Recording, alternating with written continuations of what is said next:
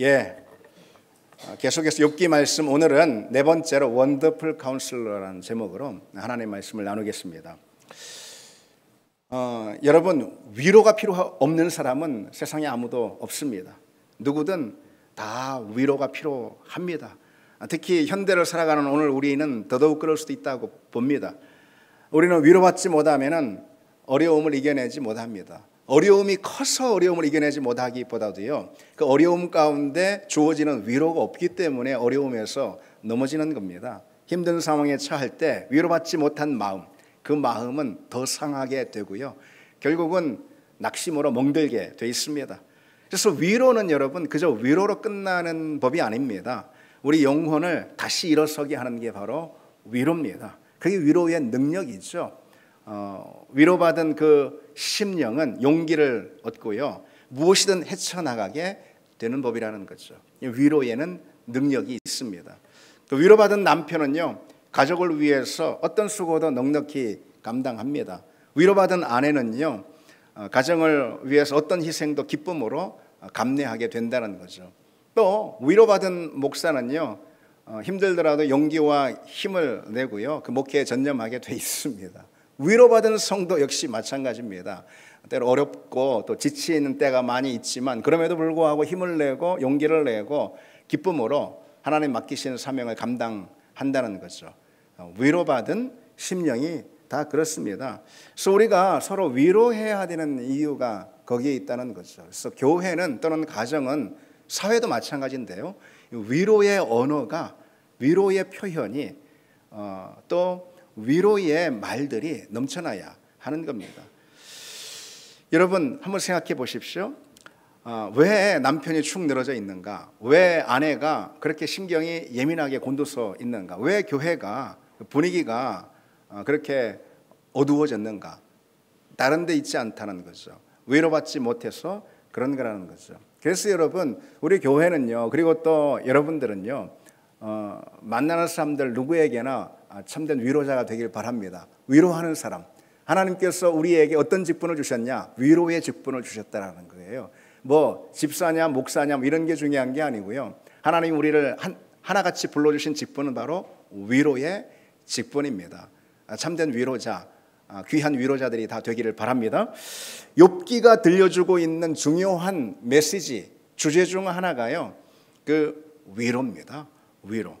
고난 가운데 있던 이 욥에게 친구들이 뭐하러 찾아왔습니까? 위로하러 찾아왔습니다. 친구들이 욥을 찾아온 애초의 목적은 다른 게 아닙니다. 위로고 위로를 담은 조언의 말들이었습니다. 그래서 이들은요, 욥을 처음에 찾아와서 보니 욥이요, 그 몰골이요, 정말 몸까지 다 상해가지고요, 완전히 알아볼 수 없는 그런 상황이었어요. 그래서 너무 상해 있는 그 욥을 보고선 이들이 다 탄식을 합니다. 그래서 2장에 보면은요, 여러분 욥기 좀 관심을 갖고 읽고 계시죠? 2장을 보면은요, 이렇게 기록되어 있어요. 그들은 한참 뒤에야 그가 바로 욥인 줄 알고 슬픔을 못 이겨 소리내어 울면서 겉옷을 찢고 또 공중에 티끌을 날리며 머리를 뒤집었었다. 그렇게 이게 이제 그들의 아픈 마음을 표현하는 그런 행위인 것이죠.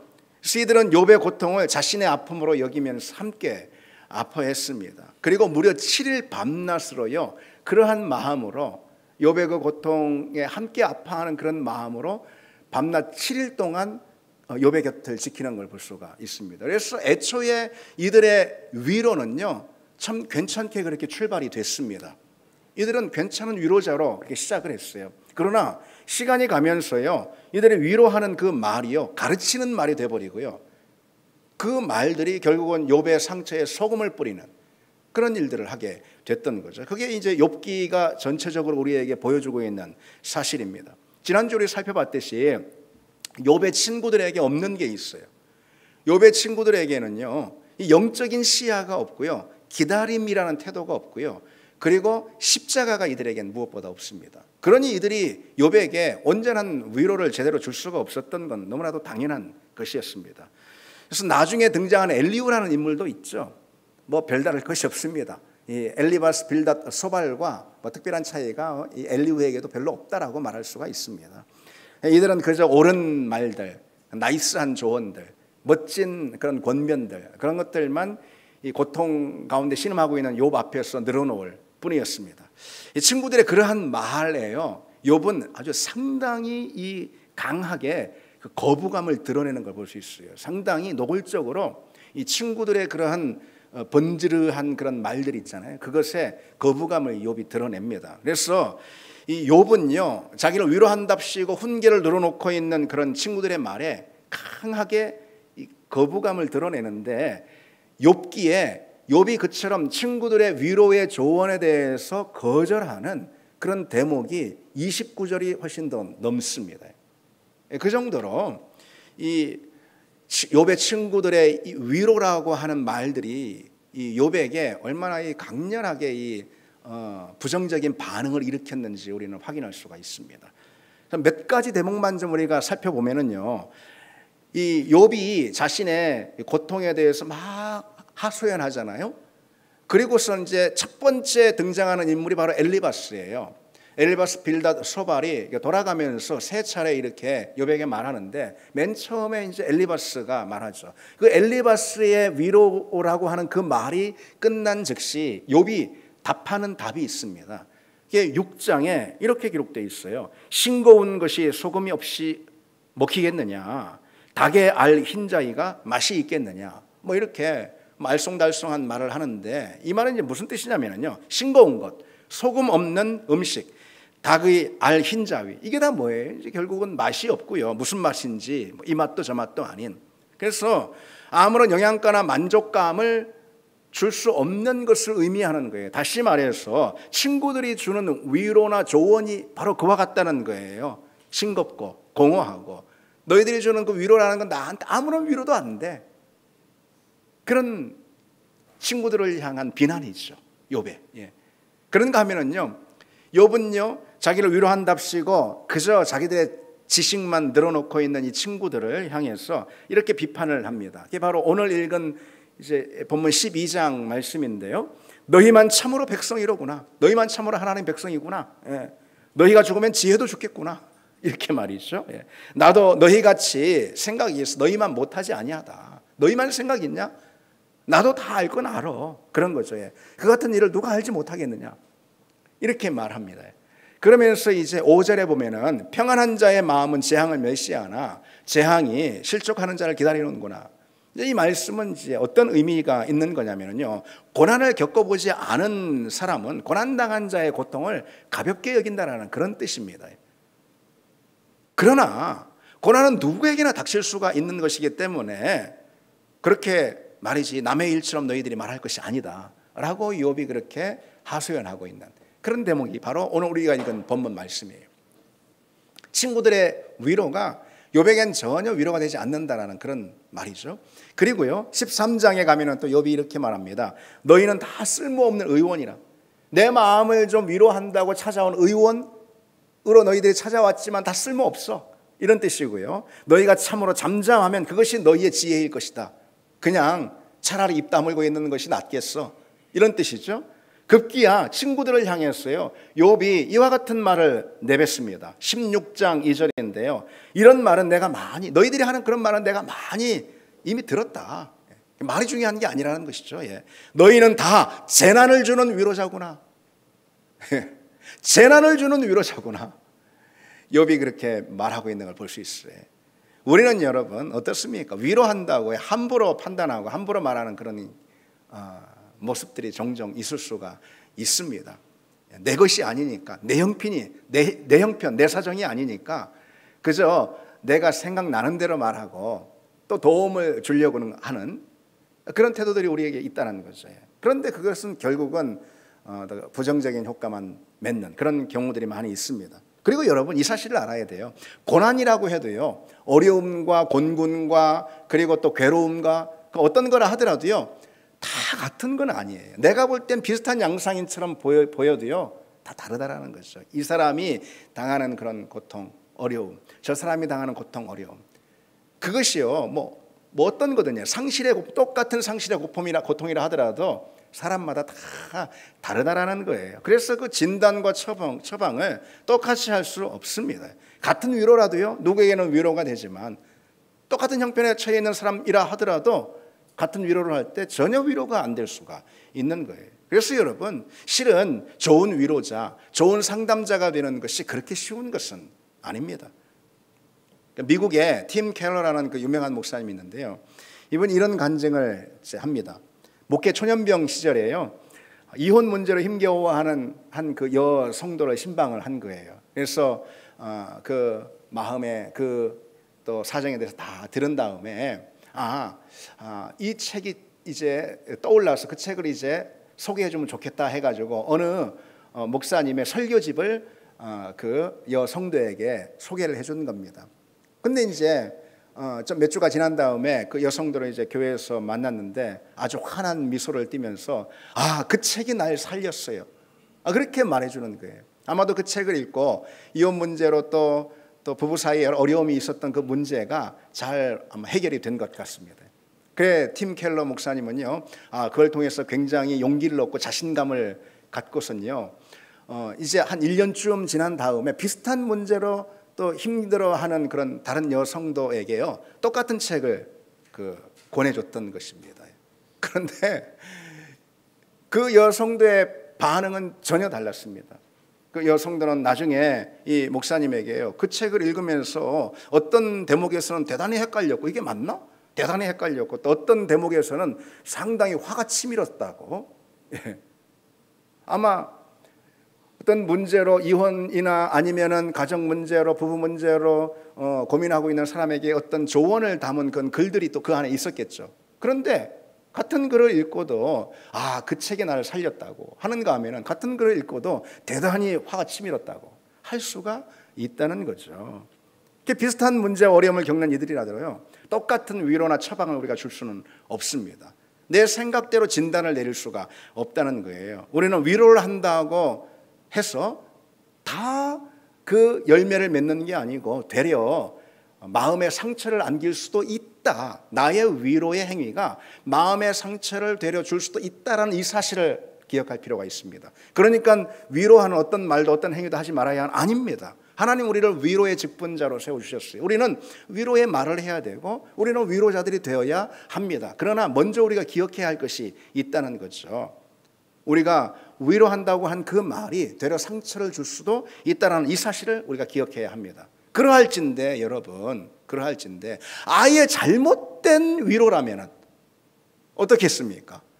아예 잘못된 방식의 위로라면 그것은 더 나쁜 결과를 만들 수밖에 없는 거죠. 사실 위로를 가장한 말로 상처를 더 나게 하고 힘든 사람 더 힘들게 하는 그런 경우도 보지기수로 많습니다. 우리가 종종 그런 상황에 빠질 때가 있지 않을까요? 이 시간엔 여러분, 잘못된 위로가 어떤 것이 있을까 좀 생각해 보려고 합니다. 그리고 우리가 그 점에 대해서 잘못된 위로가 어떤 것인가 기억하고 우리가 그런 상황에 위로자의 위치에 서는 그런 상황이 우리에게 늘 있을 수 있어요. 그래서 우리는 이 점을 주의 깊게 상기하기를 원합니다. 잘못된 위로는 어떤 것일까요? 욥기를 통해서 이 시간에 세 가지만 좀 보려고 하는데, 먼저는요, 이론 신앙에 갇힌 그런 위로예요. 이론 신앙, 이론에만 갇힌 그런 위로예요. 욥기를 보면은요, 하나님에 대해서 잘 알고 있다고 말하는 친구들, 종교적 상식으로 무장한 이 친구들이 1장 연설을 쭉 쏟아내잖아요. 그것이 3장에서 무려 31장까지예요. 그러나 그것은 그저 이론에 불과했어요. 겪어보지 않고서는 아무것도 모르는 거죠.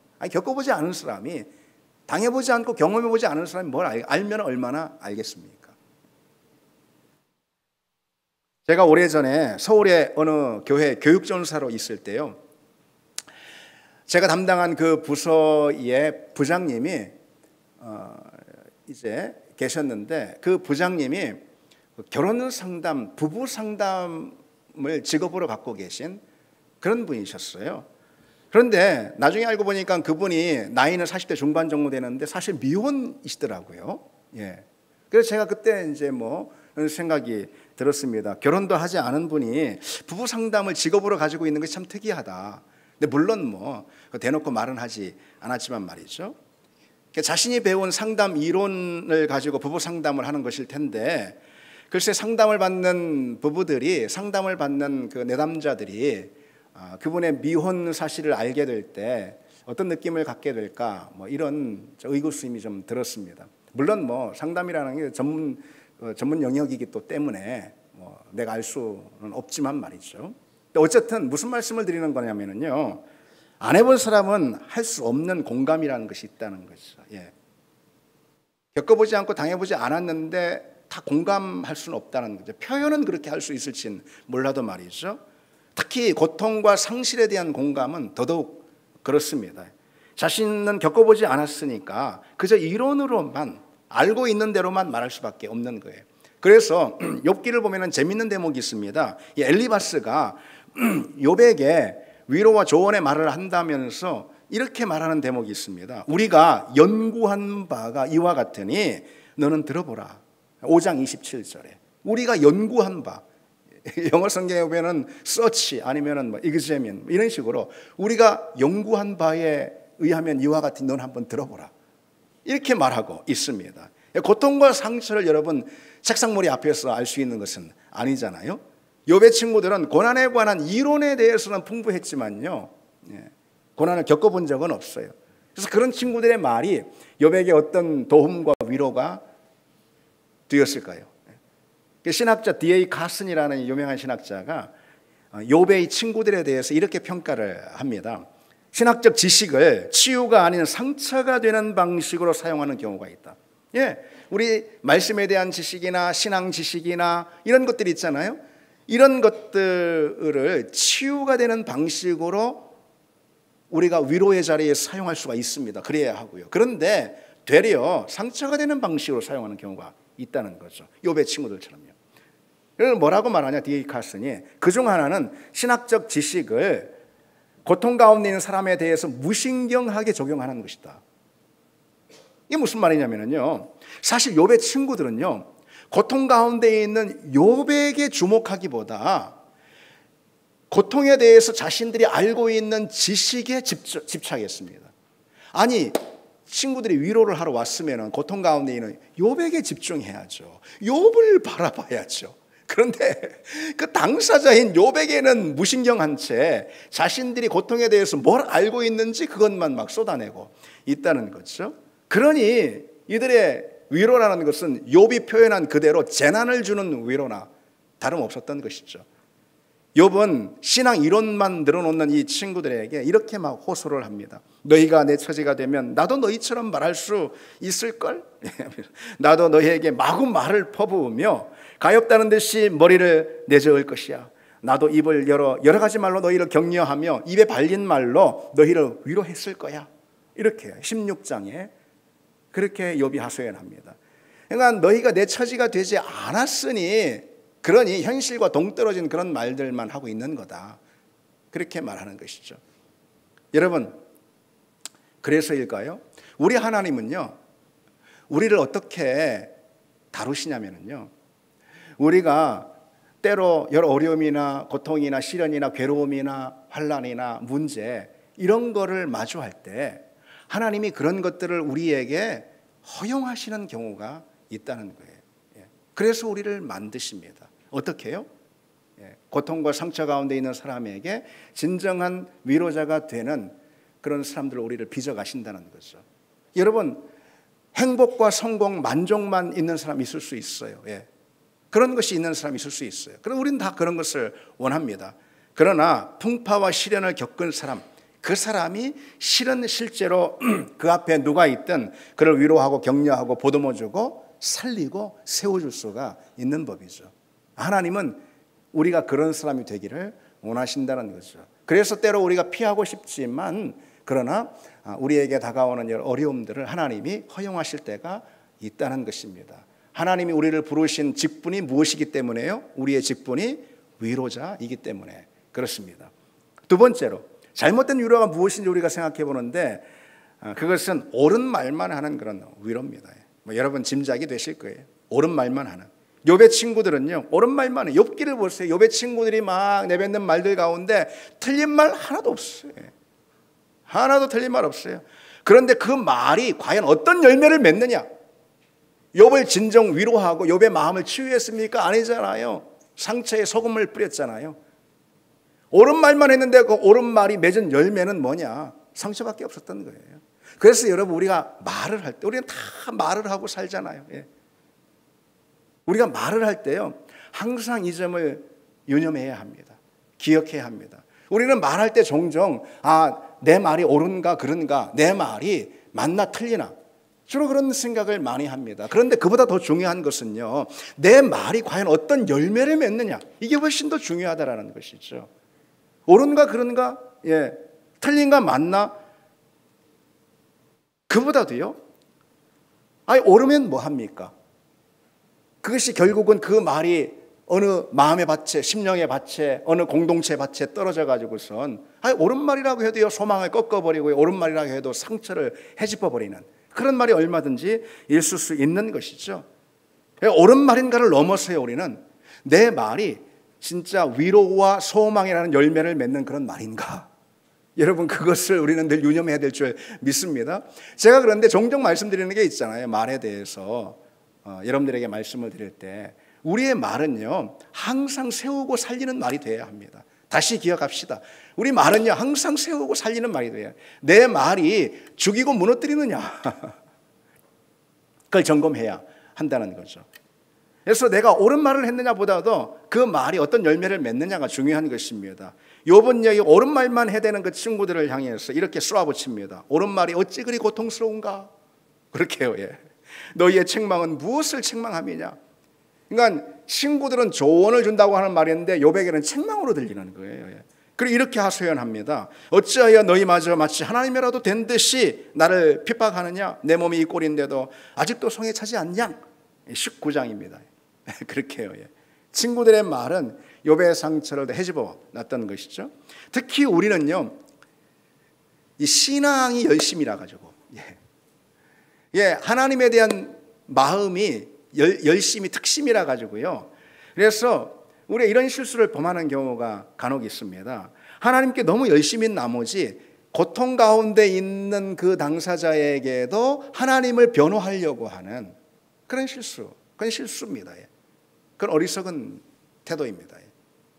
그런 일을 할 때가 우리에게 있다는 거죠. 예. 그래서 고통 가운데 있는 사람에게 하나님을 변호한답시고, 하나님은 그러신 분이 아니라고, 하나님께는 다 뜻이 있다고. 예. 그러나 그것은 지혜로운 태도가 아닙니다. 신학자 앨런 데이비스라는 사람이요, 이렇게 가르쳐 줍니다.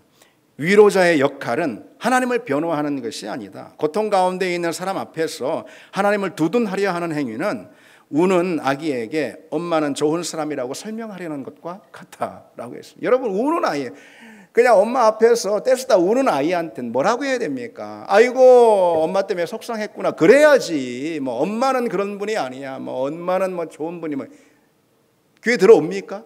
그것이? 여러분 생각해 보십시오. 어린 아들을 교통사고로 잃은 부모에게 위로자의 위치에 서서 하나님을 변호한답시고요, 하나님은 실수가 없으신 분이라고, 하나님께는 다 뜻이 있다고, 뭐 그렇게 여러분 말하는 상황을 한번 상상해 보십시오. 어떻겠습니까? 도대체 그 부모가 생각할 때 도대체 어린 아들을 희생하리만큼 깊은 하나님의 뜻은 뭐야? 그 뜻은 뭐야 도대체? 그러면서 하나님께는 다 뜻이 있다, 뭐 하나님 실수가 없으신 분이다라는 이 말이 당사자에게 대체 납득이 되는 말이겠습니까? 그럴 수 없을 거예요. 그래서 우리는 고통당하는 사람 앞에서 하나님을 변호하려다가요, 되려 그 사람이 하나님을 더 원망하게 만들고 하나님을 떠나게 만들 수도 있다는 이 사실을 기억해야 합니다. 우리가 할 수 있는 일은 여러분 다른 게 아닙니다. 자꾸 설명하려고 하거나 그런 게 아니고요, 고통 가운데 있는 형제의, 자매의 그 감정에 공감해 주는 것입니다. 우리가 할 수 있는 만큼 공감해 주고, 그리고 함께 해주고 함께 아파해 주는 것, 실은 그것이 전부라고 할 수가 있습니다. 욥이요 이렇게 말합니다. 너희는 내 말을 자세히 들어다오. 그게 너희가 하는 위로가 될 걸세. 여러분, 현대 상담학에서 상담자는 말하는 게 아니고 듣는 거라고 그러잖아요. 그게 현대 상담학에서 나온 게 아닙니다. 욥기에, 성경에 다 있습니다. 욥이 뭐라고 말합니까? 너희는 내 말을 좀 들어다오. 그것이 너희가 나한테 할 수 있는 위로가 될 걸세. 이렇게 말합니다. 욥이 원했던 것은요, 친구들이 이건 정말 힘든 일이지. 하나님이 어찌 대체 왜 이런 욥에게 고통을 주실까? 이렇게 함께 해주는, 함께 아파해주는 그런 친구들, 그게 욥에게 필요한 거였습니다. 그런데 욥의 친구들은 그 점에 있어서 완전히 실패하고 마는 거죠. 10여 년 전에 김남도 교수의 아프니까 청춘이다 이런 책이 굉장히 히트를 쳤었습니다. 읽어보신 분도 계시고 제목은 들어보셨을 거예요. 또 사람들이 많이 읽고 그래가지고 대체 이게 뭔 내용인데 하고선 목사인 저도 읽어본 적이 있습니다. 근데 이 청년 세대의 그 어려움과 그 아픔에 공감하고 격려하는, 한마디로 말해서 그런 글입니다. 그 책이 많은 사람들의 주목을 그렇게 끌었던 이유는요, 청년 세대에게 정답을 제시하기보다 공감하고 있었기 때문에 그렇게 주목을 받았던 것이죠. 여러분, 성경은요, 로마서에 우는 자들과 함께 뭐라고 했죠? 울라라고 그랬잖아요. 성경은요, 우는 자들과 함께 울라고 그랬지 답을 주라고 하지 않았습니다. 여러분, 답은요, 하나님께 있습니다.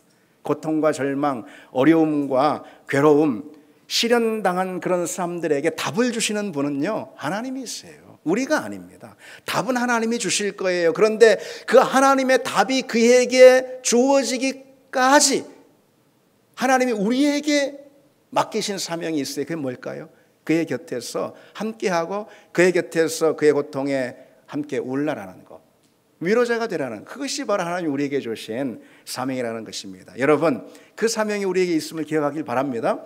마지막 하나 보시면은 잘못된 위로는요, 자기 의의를 드러내는 위로예요. 무슨 위로를 한답시고 자기 의의까지 드러내는 그런 경우가 있을까? 있습니다. 우리에게 종종 그런 일들이 일어납니다. 우리는 상대를 위로하고 상담하면서요, 어느새 나도 모르게 내가 옳다라는 것을 입증하고 있는 그런 우리 모습을 발견할 때가 있습니다.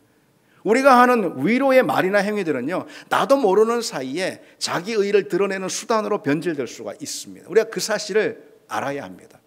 우리는요, 언제도 위로를 받는 위치일 수도 있지만 위로하는 위치일 수도 있습니다. 누구나 다. 따라서요, 이 점 우리가 꼭 알고 있어야 합니다. 자기 의의를 드러내는 이 위로는요, 상대의 치유와 회복보다는요, 나의 옳음을 통해서 만족을 느낍니다. 위로하는 그 가운데서 말이죠. 그래서 우리는 상대의 마음을 살피기보다 판단하려고 하고요, 상대에게 공감하려고 하기보다 우리는 논증하려고 합니다. 그래서 위로를 한다 하면서 속으로는 계속 그러는 거예요. 속으로는 그거 봐, 내가 맞잖아, 내 말이 맞잖아, 내가 틀린 거 하나도 없어, 그러는 거죠. 아빠가 무슨 큰 실패로 우는 자식을 향해서 뭔가 위로해 주면서 거 봐, 내 맞잖아, 내 한 말이 맞아 그렇게 할 수 있다는 것이죠. 그럴수록 우리는요, 우리의 위로가 실은 바른 위로가 아닌 신문, 마치 검사가 신문하듯이요, 신문이 될 수도 있다는 거예요. 이거 우리가 놓치지 말아야 합니다. 욥의 친구들이 그랬어요. 사실 이들은 어떤 이 교리를 딱 가지고 있었죠. 고통은 죄의 결과다. 고통이라는 것은 죄의 결과다. 이런 신념이, 이런 종교적인 어떤 신념이 딱 이들에게 있었잖아요. 그 고통이 죄의 결과라는 자신의 이 주장이 욥이 지금 당하고 있는 그 고통을 통해서 확인되고 있다라는 거, 이 점을 통해서 사실 이들은 내면 깊은 곳에 이 만족을 가지고 있었던 것입니다. 그래, 내 말이 맞잖아, 이런 것이죠. 그리고 그러한 자기들의 주장이 옳다라는 것을 계속해서 입증하려고 합니다. 욥 앞에서 내가 맞지, 내 말이 틀린 게 없잖아. 이들은 경쟁하듯 자기들이 옳다라는 것을 서로 주장을 하고, 그러면서 은근히 그 배후에서 자기의 의의를, 자기는 의롭다라는 것을 은근히 드러내고 있는 것이죠. 이게 여러분, 실은 위로자라고 자청하는 우리가 빠질 수 있는 함정일 수가 있습니다. 우리는 다 약해요, 여러분. 죄의 본성이라는 것이 우리에게 있고요, 자기 만족, 그리고 자기 자랑, 나 자신을 드러내려 하는 그런 본성이, 죄의 본성이 우리에게 다 있습니다. 그런 친구들을 향해서 욥이 이렇게 막 항의합니다. 너희만 참으로 백성이로구나. 너희가 죽으면 지혜도 죽겠구나. 오늘 본문이죠. 그러면서요 26장에는요 네가 힘없는 자를 참 잘도 도와주는구나, 기력 없는 팔을 참 잘도 구원하여 주는구나, 지혜 없는 자를 참 잘도 가르치는구나. 그러면서 이번 안 그래도 힘든데 위로자를 자청하는 이 친구들로 인해서 더 힘들었던 것이죠. 그래서 우리는요 위로자의 위치에 설 경우, 그럴 경우가 우리 모두에게 있잖아요. 그럴 땐 보통 나는 문제가 없고 나는 편안한 그런 상태예요. 그렇죠? 적어도 그가 겪는 그와 같은 고통과 문제는 나한테는 없어요. 그러니까 나는 문제가 없고 나는 편안한데 누군가는 힘들고 어려운 형편 가운데 있을 때 그를 위로하고 격려한다면서 실은 나는 너보다 낫다라는 것을 은연중 드러내고 싶어하는 그런 본성이 우리에게 있다는 것입니다. 위로하는 위치에 섰을 때 나도 모르게 내게 드는 안도감과 우월감은 뭡니까, 여러분? 그런 거 전혀 없으셨습니까? 위로자의 위치에 섰을 때 나도 모르게 내게 드는 이 안도감과 우월감, 우리는 여러분 다 그런 죄의 본성이 우리 안에 내재해 있습니다. 물론 그럼에도 불구하고 우리는 위로자의 직분을 받았으니까 위로를 해야 하는 사람들로 서야 합니다. 그래서 우리는 늘 그 점을 주의해야 합니다. 그 점을. 욥의 친구들은요 자기들의 지혜와 의를 확인할 때에 그들의 위로는 결국 욥 입장에서는 판단과 지적질이 될 수밖에 없었던 거예요. 그들은 욥에게 필요한 공감을 해주는 대신 자기들이 옳다는 것을 과시하고요 결국 욥에게 더 큰 상처와 그리고 아픔을 남겨줄 수밖에 없었습니다. 그래서 욥에게 들은 말은 뭐예요? 결국은 이들이 그렇게 장황한 위로의 말을 늘어놨지만은 욥에게 들은 평가는 뭡니까? 너희들의 위로는 재난을 주는 위로야. 그 평가였습니다. 그래서 여러분 우리는요 누군가를 위로할 때 먼저 나 자신을 점검할 필요가 있습니다. 그래서 내 마음속에 혹시라도 상대의 고통을 통해 나의 옳음을 드러내려는 그런 은밀한 자기의가 숨어 있지 않는지 우리는 점검해야 한다는 거죠. 고통은 여러분 생각해 보세요. 고통은 결코 비교의 대상, 나와 너, 위로자와 그리고 위로자를 찾아온 사람, 그 사이에 비교의 대상이 아니잖아요, 여러분. 고통은 결코 비교의 대상도 아니고요. 위로는 우열을 가리는 그런 경영잔도 아닙니다. 우리가 해야 할 일은요, 다만 나는 너와 다르다라는 이 사실을 보여주는 게 아니고 나는 언제나 내 곁에 있어라는 이 사실을 느끼게 해주는 것입니다. 우리가 위로자로 섰을 때 어려움과 시련, 고통 가운데 있는 그 사람에게 나는 너와 다르지라는 것을 은근히 드러내는 게 아니고 나는 네가 어느 상황 가운데 어느 형편 가운데 있든지 언제나 너와 함께 있다, 나는 늘 내 곁에 있다라는 것을 느끼게 해주는 것, 그게 바른 위로자인 것이죠. 여러분 그러면 이제 한번 요약해 보겠습니다. 잘못된 위로는 종종요 이론에 갇히거나 아니면 옳은 말만 하거나 자기 의를 드러내는 방식으로 드러난다는 거예요. 그러나 진정한 위로는요 판단을 멈추고 설명하려 하지 않고요 오직 그 아픔의 자리에 동참하는 그런 사랑, 이 사랑으로부터 진정한 위로가 출발이 되는 것입니다. 그래서 여러분 모두가 하나님께서 그런 위로자로 우리를 부르셨다는 이 사실을 기억하시기 바랍니다. 그리고 여러분 우리가 이 대목에서 이 점을 가장 중요하게 붙들어야 할 것이 있습니다. 그것이 무엇이냐? 무엇보다 중요한 사실, 우리가 위로에 대해서 좀 말씀을 나눴지만 무엇보다 중요한 사실은요 십자가 안에 담긴 위로 있죠. 이것이 진정 소망이 있는 위로고 생명을 주는 위로라는 이 사실을 우리가 기억해야 합니다. 십자가 없는 위로는요 아무리 그럴듯해 보여도요 아무리 그 위로가 따뜻하고 아무리 위로가 뭐 그럴듯해 보여도요 십자가 없는 위로는요 실은 그 안에 진실도 없고 능력도 없습니다. 그래서 결국은 낙담하게 만들 뿐인 거예요. 오직 십자가의 메시지 안에서 온전한 위로와 소망이 있습니다. 왜? 하나님의 아들 예수 그리스도께서 십자가라는 고통을 통해서 우리의 고통을 담당하셨기 때문에 그런 것이죠. 그래서 우리 고통 안에서 주어지는 가장 참된 위로와 그리고 진실한 생명이 있는 위로는 십자가를 통해서, 십자가의 메시지를 통해서 우리에게 주어질 수밖에 없다는 거죠. 그러니까 우리는 먼저 하나님의 위로자이신 하나님을 우리가 만날 필요가 있습니다. 그래서 내가 위로가 필요하든 아니면 내가 고통 가운데 있는 누구에게 위로자가 되든 무엇이든 참된 위로자이신 하나님을 내가 만나야 하고 참된 위로자이신 그 하나님을 만나게 해야 한다는 거죠. 그래서 이사야 51장 12절에요. 하나님께서 이렇게 당신을 강하게 어필하시는 장면이 있어요. 너희를 위로하는 자는 나, 곧 나니라. 강조거든요. 공동번역 성경으로 보면은요, 너희를 위로할 자 나밖에 없다라고 이렇게 강조하고 있어요. 예, 오직 하나님만이 참된 위로자라는 이 사실을 강조하는 것이죠. 따라서 하나님의 위로가 아니고서는요, 그 누구로부터 받은 위로라 하더라도 그것은 한참 부족할 뿐이라는 이 사실을 알아야 합니다. 여러분, 우리가 기억해야 할 것은요, 우리가 고통과 괴로움에서 헤어나지 못하는 이유가 있다면 그것은 그 고통과 괴로움이 그만큼 크기 때문이 아니라 그 자리에 주어진 하나님의 위로가 없기 때문이라는 거예요. 하나님의 위로, 십자가의 위로가 없기 때문에 그런 거예요.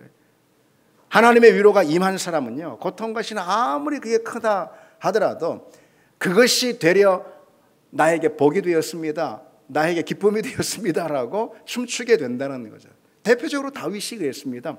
시편 30편에 주께서 나의 슬픔이 변하여 춤이 되게 하시며 나의 베옷을 벗기고 기쁨으로 띠띠우셨습니다. 여러분, 우리에게 그런 은혜가 주어질 줄 믿습니다.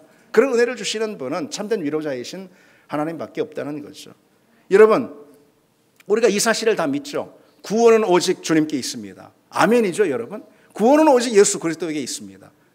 그처럼 여러분, 참된 위로와 회복도 오직 예수 그리스도에게 있는 줄 믿습니다. 주님의 위로는 온전한 치유가 되고 우리를 완전히 회복시키는 참된 능력이 된다는 거죠. 그래서 주님과 우리의 삶이 접촉하면은, 주님과 우리의 심령이 접촉하면은, 그러면은 거기서부터 치유와 회복이 다 시작이 됩니다. 그처럼 주님이 참된 위로자가 되시는 이유는 여러분 뭘까요? 그러면 진정한 위로자가 되시는 이유는요, 주님이 하나님의 아들, 곧 하나님이시기 때문이며, 또 한편 그 하나님의 아들이 십자가라는 고통의 자리에 내려가셨기 때문에 그런 것입니다. 주님이 참된 위로자가 되실 수 있는 이유는요, 그냥 하나님이시기 때문이 아니고 그 하나님이신 그분이 십자가를 담당하셨기 때문에 그렇다는 거죠. 주님은 십자가에서 모든 고통을 경험한, 인간이 당할 수 있는 모든 고통을, 육신의 고통뿐만 아니죠, 모욕과 수치의 고통, 그리고 거절과 버림받음의 고통. 그래서 주님은요, 내가 왜 이렇게 내 마음이 괴롭고 힘든가를 아신다는 거예요. 우리 주님은 다 아십니다. 주님은 우리가 겪을 수 있는 인생의 모든 어려움이나 아픔이나 슬픔, 인생의 모든 종류의 고통들을 주님은 다 아십니다. 왜? 그냥 아시는 게 아니고 그분의 십자가를 통해서 담당하시고 겪으셨기 때문이죠. 그래서요, 주님도 여러분 인생을 사셨습니다. 예. 그 힘든 시절에 인생을 사셨어요. 그래서 주님, 그래서요, 인생이 얼마나 피곤하고 힘든지, 피곤한 게 뭔지 아시는 분이에요. 여러분, 세상의 신들이, 세상이 말하는 우상의 신들이 피곤한 게 뭔지 압니까? 우리 주님은 피곤하고 고단한 게 뭔지 아시는 분이에요. 그래서 그 힘든 육체를 털썩 주저앉히면서 쉴 수밖에 없는 그런 상황도 주님께서 마주하셨다는 거죠. 우리 주님은 힘든 육신의 노동이 뭔지 아시는 분입니다. 몫으로 일하셨잖아요. 그 육신의 힘든 노동, 거친 노동이 무엇인지 그 육신의 피로를 그분이 몸소 경험하셨다는 거죠. 그것이 어떤 건지 아십니다. 우리 주님은요, 가난이 뭔지 아십니다. 주님은 가난하셨고요, 가난으로 고단한 삶을 사셨습니다. 그래서 우리가 흔히 말하는 경제적 어려움이 뭔가라는 것을 우리 주님도 다 아시는 분이라는 거죠. 우리 주님도요, 바쁜 게 뭔지 아십니다. 현대인들이 다 바쁘게 사는데 바빠 죽겠어 라는 것이 무엇인지 우리 주님은 너무나 잘 아시는 분입니다. 우리 주님은 식사할 겨를도 없을 정도로 하나님이 당신에게 맡기신 일을 감당해 내셨거든요. 바빠 죽겠다라는 것이 무엇인지 우리 주님이 아신다는 거죠. 우리 주님은요, 비난의 화살을 맞는 것이 얼마나 힘든 건지 아십니다. 수많은 사람들이 주님을 비난하지 않았습니까? 우리 주님은 거절감의 상처가 얼마나 마음을 힘들게 하는지 아신다는 거죠. 당신의 아버지께 나의 하나님 나의 하나님 어찌하여 나를 버리셨나이까 그렇게 외치지 않았습니까? 그러니 여러분, 우리 주님은요, 그저 저 멀리 있는 하나님이 아니라는 거예요. 나와 피상적인 관계를 맺고 계신 그런 분이 아니라 내 모든 형편 가운데 실제로 찾아오셔서 인격적인 관계를 맺으시고요, 내 모든 삶에 몸소 참여하시는 분이 바로 우리 주님이신 줄 믿습니다. 그리고 그것이 결국 고통 가운데 있는 우리에게 참된 위로와 회복을 주는 십자가의 능력, 그리스도의 능력이 된다는 거죠. 그래서 신학자 토마스 롱이라는 사람이요, 우리는 예수님의 기적이 아니라 예수님의 상처를 통해서 치유된다라고 했습니다. 고통 가운데 우리가 할 수 있는 일은 뭘까요? 그러면은 같은 상처, 같은 고통과 아픔을 십자가에서 감당하신 그 주님, 그 주님의 무릎으로 파고들고 그 주님 앞에 나아가 우는 것 아니겠습니까? 그것이 고통 가운데 할 수 있는 우리 신앙인, 하나님의 자녀의 특권 중에 특권입니다. 누가 그럴 수 있겠습니까? 우리가 괴로울 때, 그게 마음이 괴롭든 또 삶이 어렵든 어떤 상황이든 고통 가운데 우리가 하나님께서 우리에게 주신 특권은 주님 십자가의 고통 가운데 그것을 다 감당하신, 그래서 우리를 너무도 잘 아시는 그 주님의 무릎에 파고들고 주님 앞에서 우리의 마음을 토로하고 우는 것입니다. 하나님 앞에서 우는 것. 우리가 하나님께 나아가면은 하나님은 우리를 십자가로 안내해 주신다는 거죠. 물론 주님께서는 기적의 손길로 우리의 그 고통의 현장에서 우리를 건지실 수도 있습니다. 그러나 그 전에 먼저 하나님은 우리를 십자가로 안내해 주십니다. 왜? 우리의 모든 상처와 인생의 모든 슬픔을 참되게 근본적으로 치유하는 자리는 어딘가? 그리스도의 십자가이기 때문에 그렇습니다. 저는 항상 우리를 십자가로 안내하십니다. 그러니 여러분, 우리의 시선을 결코 다른 데 돌리지 마시고요, 여기저기 기웃거리지 마시고요, 예수 그리스도를 향해서 우리 시선을 두시기 바랍니다. 예수 그리스도야말로 오늘 설교 제목대로 원더풀 카운슬러입니다. 위대한 상담자고 최고의 위로자가 되시는 줄 믿습니다. 그분만이 우리 깨어진 마음을 참되게 만질 수가 있고요, 진정한 회복이 일어나게 하시는 줄 믿습니다. 주님만이 내 마음을 만지십니다. 우리 같이 찬양 드리겠습니다.